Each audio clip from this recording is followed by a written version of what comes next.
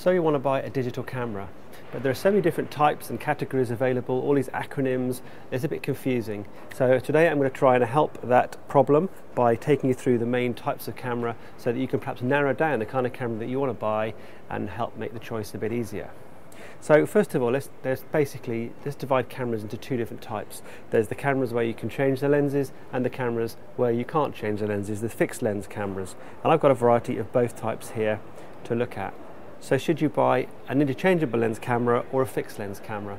That decision will depend largely on what sort of photography you want to do or how interested you want to be in photography. If photography is to you mostly a recording medium to enable you to capture those special moments in your life and the fun times with a minimum of fuss, then a fixed lens camera might be absolutely fine for you. But if you think you might want to get creative and make photography a hobby, if you want to experiment with the different kinds of perspectives and different kinds of effects you can get with different focal length lenses, and if image quality is of very high importance to you, then perhaps interchangeable lenses might be the way to go. So we're going to start by looking at the fixed lens cameras.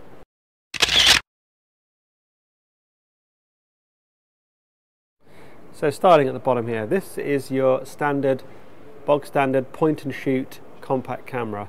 It's a typical, this is a 5x zoom, sometimes they're 3x zoom cameras.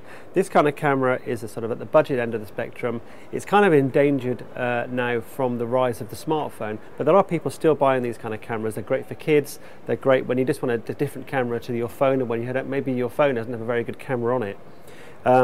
They're inexpensive, but there are limitations to these.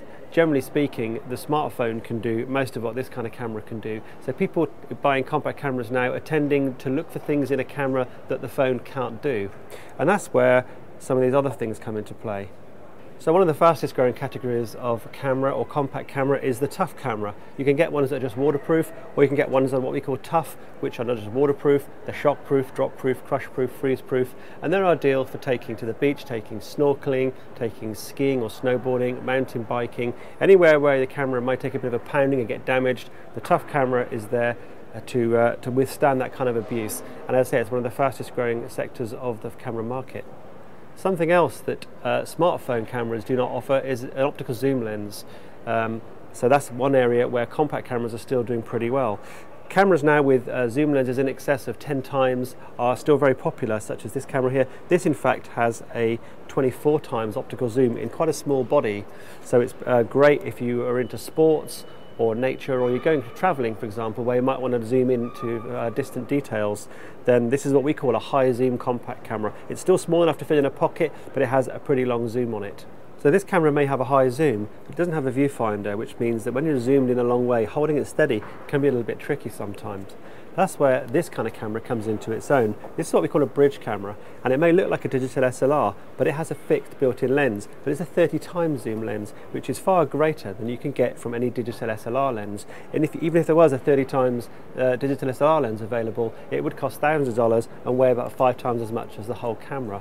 So this kind of thing is great for the kind of person that likes a digital SLR kind of experience, likes a viewfinder and likes a big zoom, but all in one package. So the final category of compact camera is the premium or enthusiast compact, as we call it. Now this is a compact camera which looks pretty much like any other compact camera, but it's aimed at the more serious, more advanced photographer. In truth, probably more likely to be bought by someone who already owns a digital SLR, but who wants something smaller to carry around when they haven't got their DSLR with them. Now these kind of cameras offer things like very fast maximum aperture lenses, like this one has an f1.8 lens. They offer larger sensors, the ability to shoot RAW, and the ability to have full control over all the manual settings over apertures and shutter speed and ISO, ideally in an easy to access way that doesn't involve plunging too far into the menus. Cameras like this are more likely to be owned by the digital SLR using photographer who wants to have the same control they get on the DSLR but in a compact camera. So that is the basic types of fixed lens camera.